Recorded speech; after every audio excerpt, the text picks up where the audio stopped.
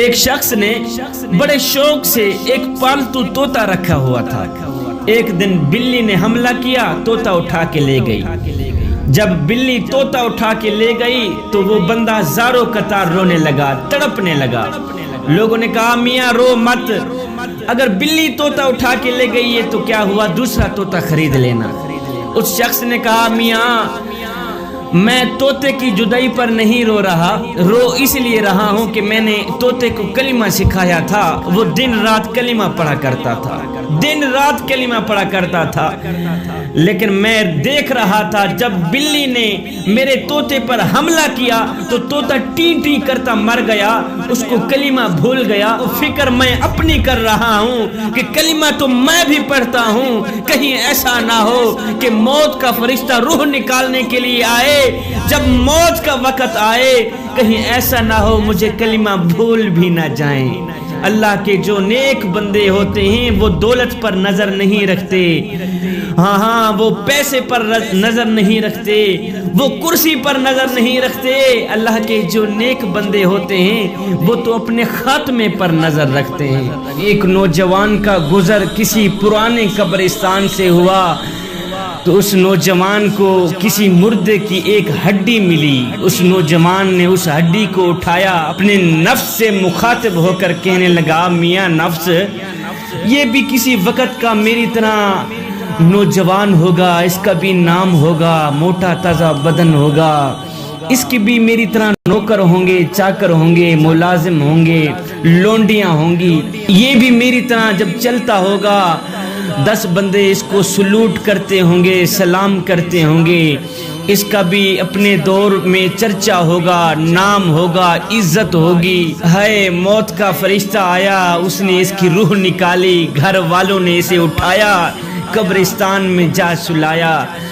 وقت گزرنے کے بعد آج اس کی ہڈیاں بھی گل گئیں۔ ہڈی کو دیکھ کر اپنے نفس کو کہہ رہا تھا میاں آج اس کی ہڈیاں بھی گل گئیں، ہائے اس کا موٹا تازہ بدن مٹی کا رزق بن گیا، اس کا نام خاک میں مل گیا۔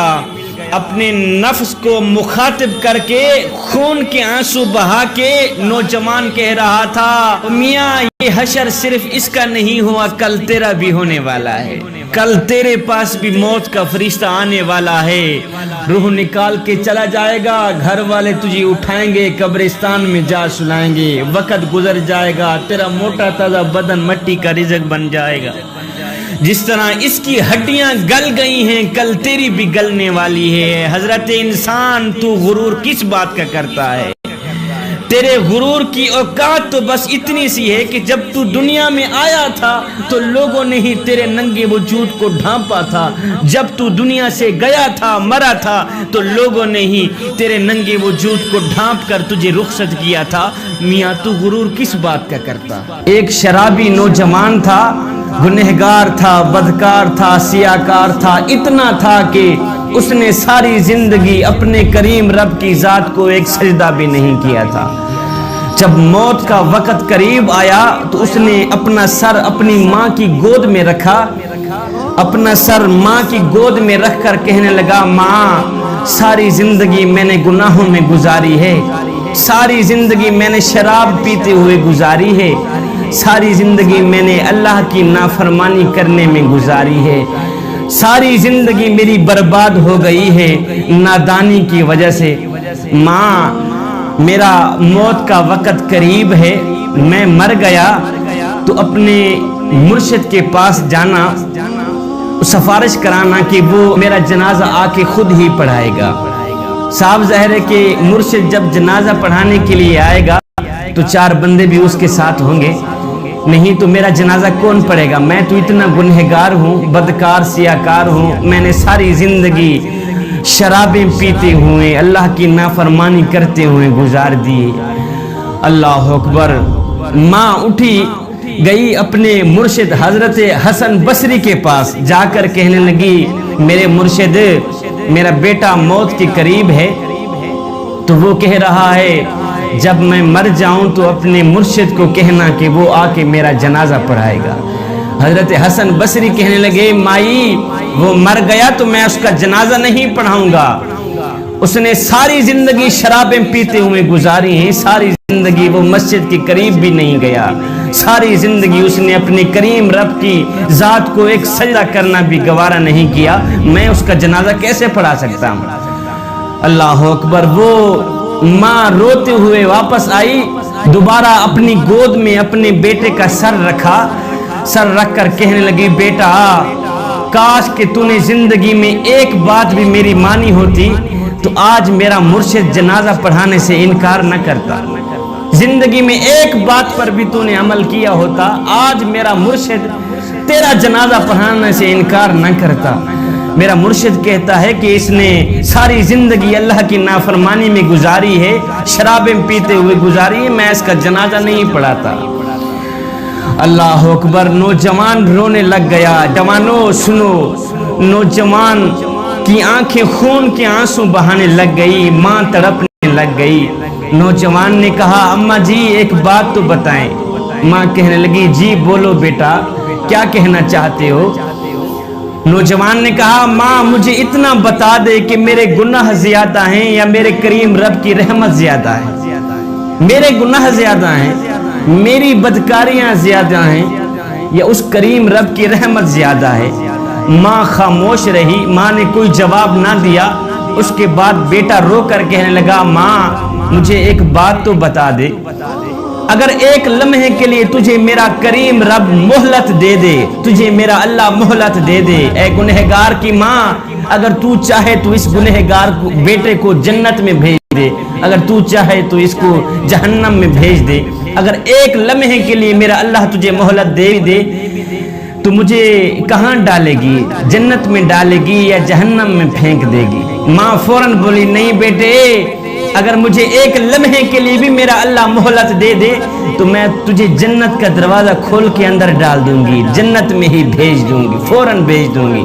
نوجوان تڑپ کر کہنے لگا اماں جی جو خدا 70 ماؤں سے بھی زیادہ محبت کرنے والا ہے وہ مجھے جہنم میں کیسے ڈال سکتا ہے؟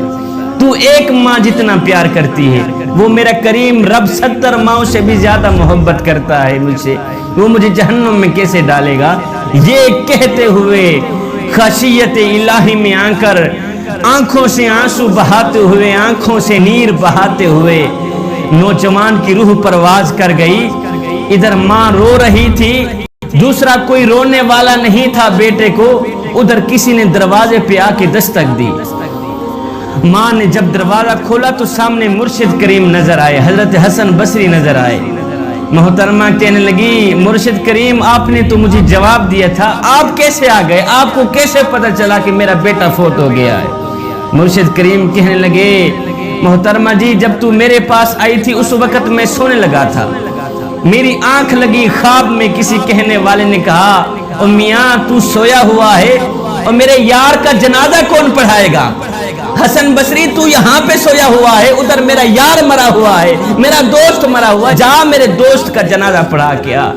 ہے ادھر ندامت کے 2 آنسو بہے تھے، ادھر ندامت اور شرمندگی خشیت الہی میں آ کر آنکھوں سے 2 آنسو بہے تھے، ادھر بخشش کا فیصلہ ہو گیا تھا، ادھر مغفرت کا فیصلہ ہو گیا تھا۔ ایک آنسو کی مار تھی، سارے کے سارے گناہ معاف کر دیے گئے۔ میرا اللہ فرماتا ہے او میرے گنہگار بندے، او بھٹکے ہوئے مسافر، ایک بار میری چوکھٹ پہ آ کر تو دیکھ، اے تیرے گناہوں کو نیکیوں میں نہ بدل ڈالوں، مجھے رب العالمین بھی نہ کہنا۔ ایک بار تو میرے دربار پہ آ کر تو دیکھ، ایک بار میرے دروازے پہ آ کر تو دیکھ، تیرے یہ جو گناہ ہیں میں ان کو نیکیوں میں بدل ڈالوں گا، اور میں بڑا کریم ہوں، میں بڑا رحیم ہوں۔ حضرت سیدنا عمر فاروق رضی اللہ تعالی عنہ آپ ادھر سے آ رہے تھے تو ادھر سے ایک نوجوان آ رہا تھا، گنہگار تھا، بدکار تھا، شرابی تھا، جس کے ہاتھ میں شراب کی بوتل تھی۔ جوانوں دل کے کانوں سے سنیے گا، جب اس نوجوان نے حضرت عمر فاروق کو آتے دیکھا تو اس نوجوان کے پاؤں سے زمین نکل گئی۔ اس نوجوان نے وہ شراب والی بوتل اپنی بغل میں ڈالی اور دونوں ہاتھ اٹھائے، عرض کی یا باری تعالیٰ آج سے میں پکی توبہ کرتا ہوں، آج کے بعد میں شراب نہیں پیوں گا، آج کے بعد میں یہ غلیظ کام نہیں کروں گا، آج کے بعد میں کوئی گناہ نہیں کروں گا، میرے مولا آج مجھے عمر کے قہر سے بچا لے، آج مجھے عمر کے غضب سے بچا لے، آج کے بعد میں کوئی گناہ نہیں کروں گا، میں توبہ کرتا ہوں، میں کوئی شراب نہیں پیوں گا۔ اس نوجوان نے وہ شراب کی بوتل اپنی بغل میں ڈالی، اتنے میں حضرت سیدنا عمر فاروق رضی اللہ تعالی عنہ بھی قریب آ گئے۔ آپ نے فرمایا نوجوان تیری بغل میں کیا ہے؟ آپ نے پہلے دیکھا تھا نا کہ اس کی بغل میں شراب کی بوتل ہے۔ آپ نے فرمایا نوجوان تیری بغل میں کیا ہے؟ اس نے کہا جی یہ سرکہ ہے۔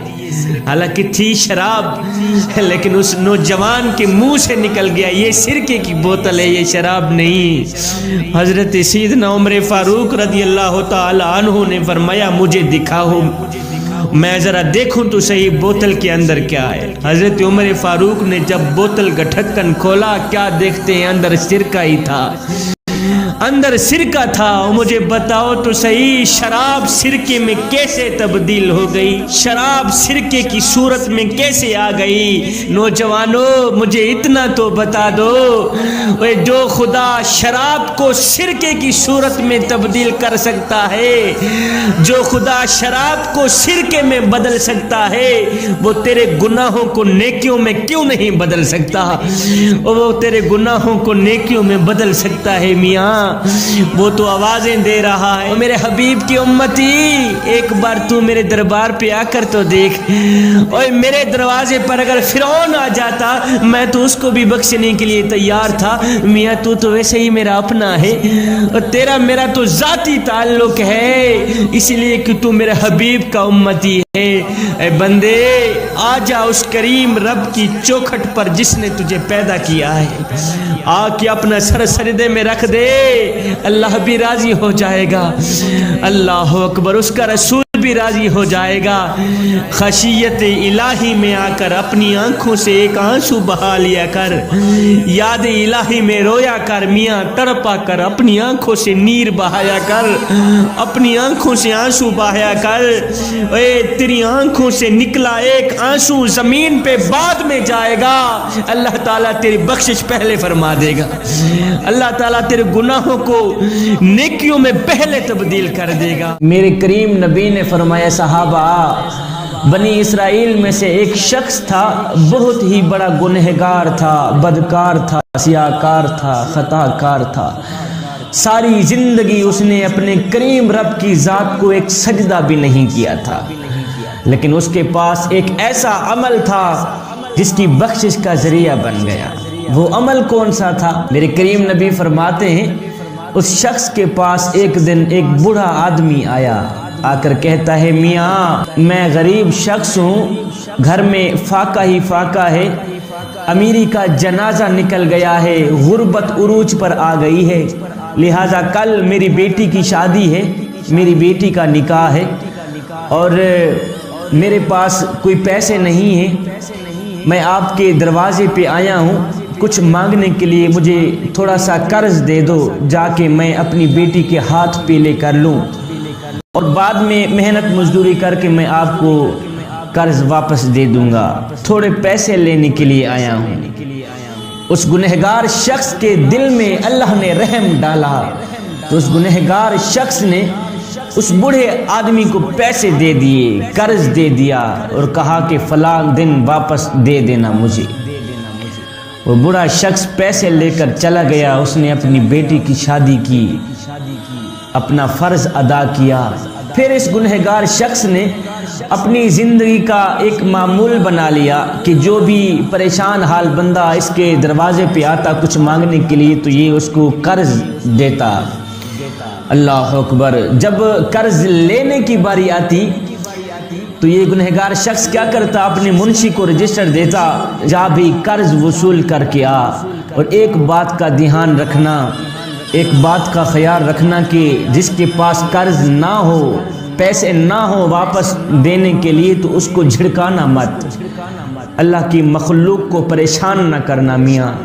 اگر اس کے پاس پیسے ہوں گے تو ہمیں دے دے گا، نہ ہو اس کو جھڑکانا مت، پریشان نہ کرنا، مزید پریشان کو پریشانی میں مبتلا نہ کرنا، دکھے بندے کو دکھ میں مبتلا نہ کرنا، چپ کر کے آگے چلے جانا۔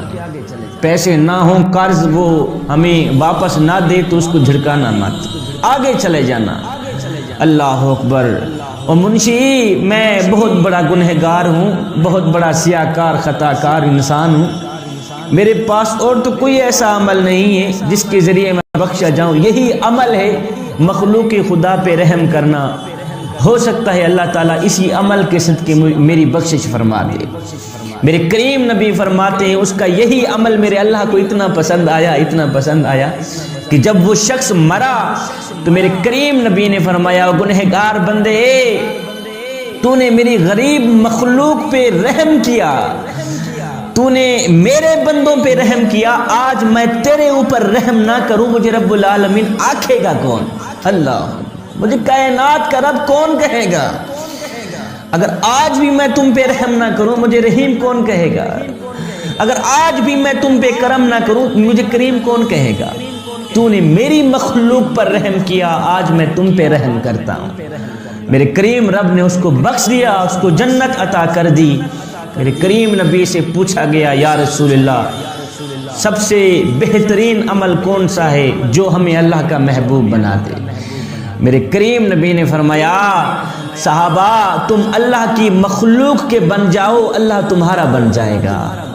تم اللہ کی مخلوق کی خدمت کرو اس سے پہلے کہ تمہاری خدمت کی جائے، ان پہ رحم کرو اس سے پہلے کہ تم پہ رحم کیا جائے، غریب مخلوق پہ کرم کرو اس سے پہلے کہ تم پہ کرم کیا جائے۔ سب سے بہترین عمل یہ ہے کہ یتیموں کے سروں پہ ہاتھ رکھنا، اللہ اکبر، غریبوں کی دیکھ بھال کرنا، غریبوں کی مدد کرنا، غریبوں کی خدمت کرنا، غریبوں کے چھوٹے چھوٹے بچوں کے سروں پر شفقت بھرا ہاتھ رکھنا سب سے بہترین عمل ہے جو اللہ کو محبوب بنا دے گا۔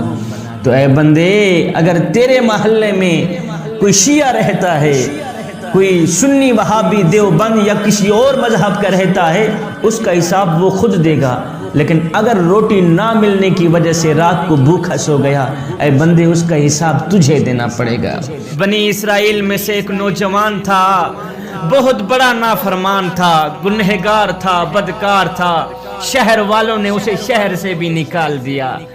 وہ ایک ویرانے میں چلا گیا جہاں اس کو کوئی جاننے والا نہیں تھا، حالات کی تنگی اس پر آ پڑی، کھانے پینے کو کچھ نہ تھا، اچانک بیمار ہو گیا، اتنا بیمار ہوا کہ موت کے آثار نظر آنے لگے۔ جب موت کے آثار نظر آنے لگے تو اس نے دونوں ہاتھ اٹھائے، اپنے کریم رب کی ذات سے مخاطب ہو کر بولا، او میرے کریم رب، میں نے آج تک کوئی اچھا کام نہیں کیا، میں گنہگار ہوں، بدکار ہوں، سیاہکار ہوں، خطاکار ہوں، مولا آج تیرے سوا کوئی سنگی ساتھی نہیں رہا میرا، آج تیرے سوا کوئی سہارا دینے والا نہیں رہا میرا، مجھے اپنے چھوڑ گئے مولا، مجھے پرائے چھوڑ گئے، یہاں تک کہ میرا جسم، میری جان بھی بے وفا نکلی، وہ بھی مجھے چھوڑ کے جا رہی ہے، موت کے آثار نظر آ رہے ہیں مولا دنیا والوں نے اگر مجھے اکیلا چھوڑ دیا ہے تو کوئی غم نہیں ہے مولا، تو مجھے اکیلا نہ چھوڑ، اگر تو بھی مجھے اکیلا چھوڑ دے گا تو تیرا بندہ کہاں جائے گا؟ دنیا والوں نے تو میرا ساتھ چھوڑ دیا، میرے بیٹے چھوڑ گئے، میری اولاد چھوڑ گئی، میرے بھائی چھوڑ گئے، میرا مولا تو بھی مجھے آج سہارا نہیں دے گا تو تیرا بندہ کہاں جائے گا مولا؟ اور میرے مالک تو راضی ہو جانا مولا، آج میں پکی توبہ کرتا ہوں، آج کے بعد کوئی گناہ نہیں کروں گا، لیکن آج تو میرا ساتھ نہ چھوڑ مولا، تیرے سوا مجھے اور کوئی نہیں ہے سہارا دینے والا، او میرے کریم رب مجھے معاف کر دینا۔ یہ کہتے ہوئے اس کی جسم سے روح نکل گئی۔ میرے اللہ نے فرمایا، موسیٰ کیا کر رہا ہے؟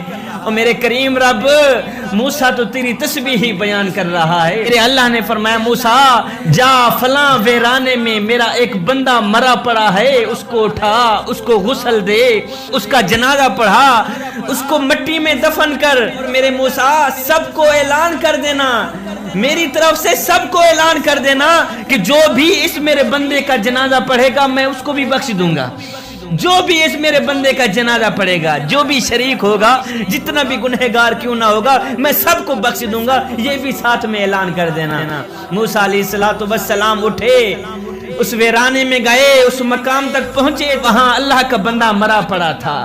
موسیٰ علیہ السلام نے اسے اٹھایا، موسیٰ علیہ السلام نے اعلان کیا، لوگو آ جاؤ، آج جس نے اس بندے کی جنازے میں شرکت کی اللہ اس کو بھی بخش دے گا، جو بھی اس اللہ کے نیک بندے کے جنازے میں شریک ہوگا اللہ تعالیٰ اس کو بھی بخش دے گا۔ یہ میری طرف سے نہیں، اللہ کی طرف سے یہ ایک اعلان ہے۔ یہ سنتے ہوئے سارے لوگ بھاگ پڑے، دوڑ پڑے۔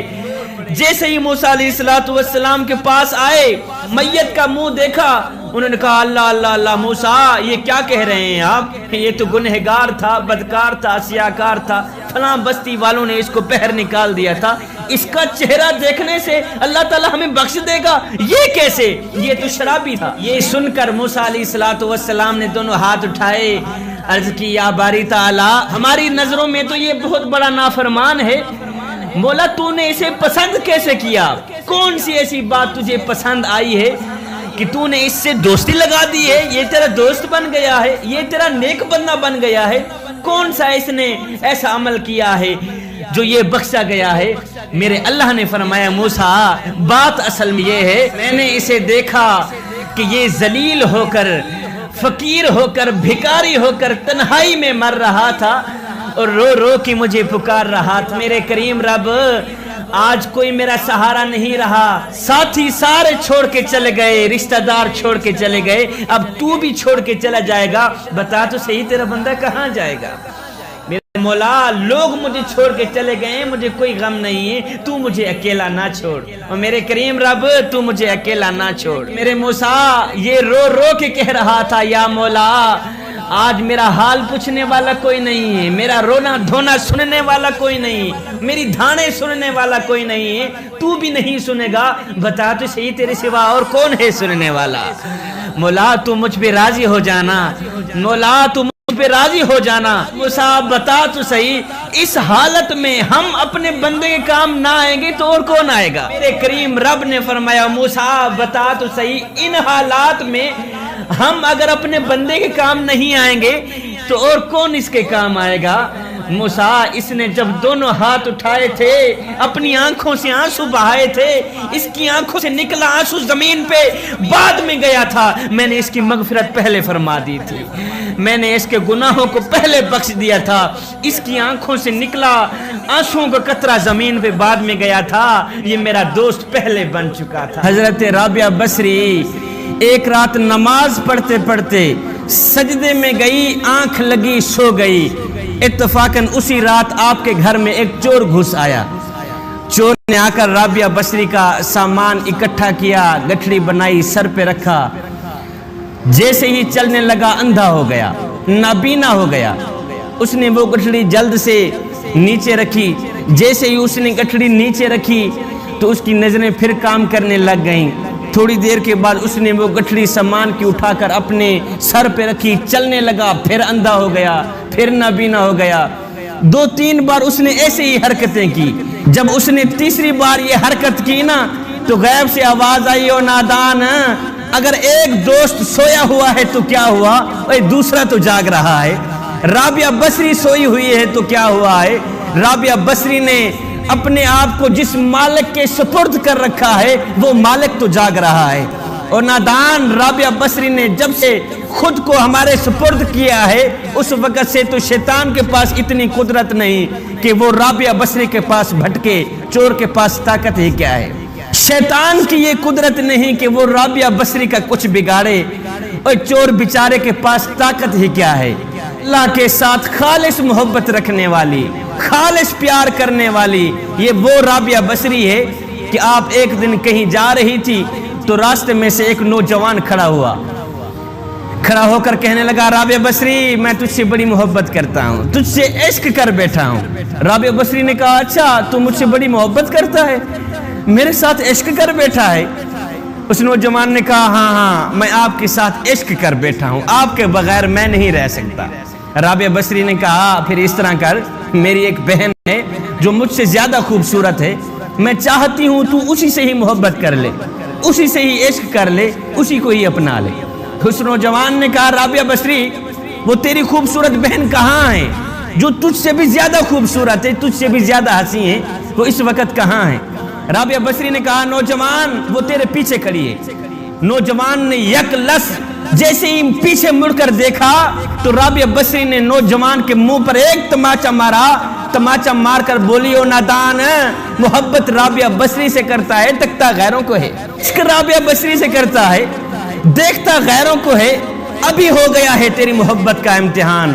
اس نوجوان نے اپنا سر پیٹا، خاک ڈالی، کہنے لگا دنیا میں سے میں نے ایک عورت کے ساتھ محبت کا دعویٰ کیا، جب مڑ کر پیچھے دیکھا تو میرے منہ پر ایک تھپڑ لگا۔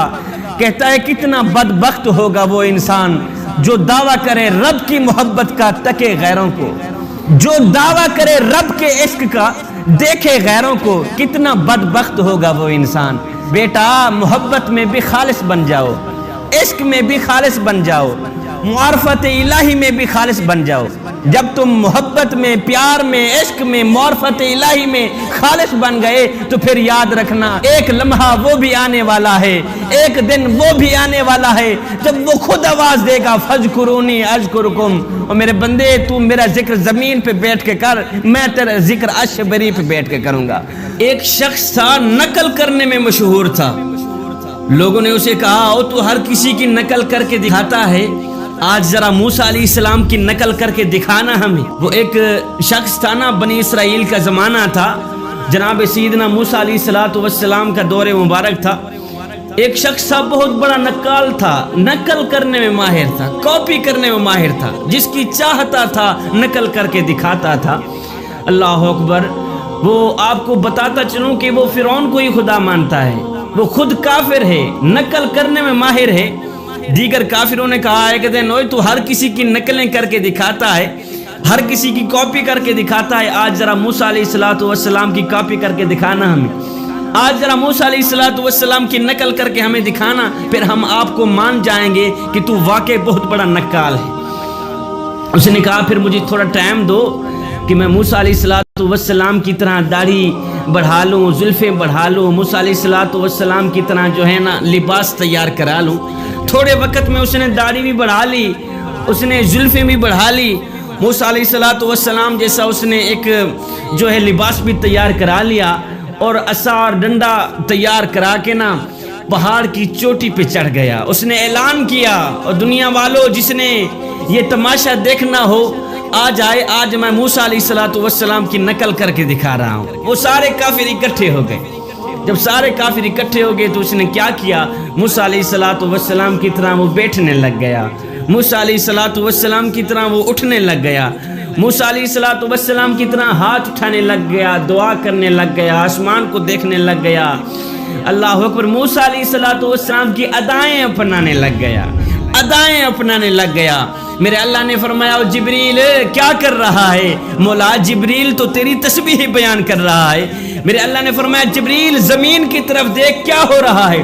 مولا کافر ہے، فرعون کو خدا مانتا ہے، مگر تیرے نبی کی نقلیں کر رہا ہے، تیرے نبی کی ادائیں اپنا رہا ہے۔ میرے اللہ نے فرمایا جبریل پھر گواہ بن جا کہ جب میں فرعون کی پوری آل اور فرعون کو دریا میں غرق کروں گا تو اس نقل اتارنے والے کو ڈوبنے نہیں دوں گا۔ کیوں کہ اس کے جسم پر میرے نبی کی ادا اتر چکی ہے، اس کے جسم پر میرے سونے موسیٰ کی ادا اتر چکی ہے۔ اور میں کہنا یہ چاہتا ہوں جو خدا موسیٰ علیہ السلام کی ادائیں اپنانے والے کالے کافر کو دریا میں غرق نہیں ہونے دیتا، وہ خدا سونے محمد کی ادائیں اپنانے والے اپنے امتی کو کل قیامت والے دن دوزخ میں کیسے جانے دے گا۔ میرے اللہ نے فرمایا موسیٰ کیا کر رہا ہے؟ مولا موسیٰ تو تیری تسبیح بیان کر رہا ہے۔ میرے اللہ نے فرمایا موسیٰ ایک کام تو کر، جا فلاں مقام پر میرا ایک بندہ ہے، اس نے 350 سال میری عبادت کی ہے، اس کو جا کر میرا ایک پیغام تو دے دے۔ یا اللہ کون سا پیغام ہے؟ میرے اللہ نے فرمایا موسیٰ جا کر اس میرے بندے کو کہہ دے کہ تو نے جو 350 سال میری عبادت کی ہے نا، میں رب نے وہ قبول نہیں کی۔ جناب سیدنا موسیٰ علیہ السلام اس مقام تک پہنچے، آپ نے دروازہ کھٹکھٹایا، بندہ باہر نکلا، موسیٰ آپ؟ اللہ کے نبی نے فرمایا میں تیرا ایک پیغام لے کے آیا ہوں۔ جی حضور کون سا پیغام ہے؟ اللہ کے نبی نے فرمایا تیرا اللہ فرما رہا ہے، او بندے تیرا اللہ فرما رہا ہے جو تو نے 350 سال اس کی عبادت کی ہے نا، اس نے قبول نہیں کی۔ اس بندے نے جب سنا کہ اللہ تعالیٰ نے میری 350 سال کی عبادت میرے منہ پہ مار دی ہے تو غار سے باہر نکلا، خوشی خوشی ناچنے لگ گیا۔ اللہ کے نبی نے فرمایا او نادان، اللہ تعالیٰ نے تیرے قیام کیے قبول نہیں کیے، تیرے رکوع کیے قبول نہیں کیے، تیرے سجدے کیے قبول نہیں کیے، اس نے 350 سال کی عبادت تیرے منہ پہ مار کے رکھ دی ہے، اس کے باوجود بھی تو خوشی خوشی ناچ رہا ہے۔ اس اللہ کے نیک بندے نے کہا اے موسیٰ، اللہ تعالیٰ نے میرے قیام کیے قبول نہیں کیے، مجھے کوئی ارمان نہیں۔ اللہ تعالیٰ نے میرے رکوع کیے قبول نہیں کیے، مجھے کوئی ارمان نہیں ہے، سجدے قبول نہیں کیے، مجھے کوئی ارمان نہیں ہے، اس نے 350 سال کی عبادت میرے منہ پہ مار کے رکھ دی ہے، مجھے کوئی ارمان نہیں ہے۔ پر خوشی اس بات کی تھوڑی ہے کہ اللہ کی طرف سے میری عبادت کا مجھے ثواب نہیں ملا اور جواب تو ملا ہے۔ میرے اللہ نے ایک بار جواب تو دیا ہے، میرے بندے تو سجدے میں تھا، تو کہہ رہا تھا سبحان ربی الاعلیٰ، سبحان ربی الاعلیٰ، میں اس وقت سن رہا تھا کہ میرا بندہ کہہ رہا ہے سبحان ربی الاعلیٰ۔ ایک نوجوان تھا 20 سال رب کی نافرمانی کرتا رہا۔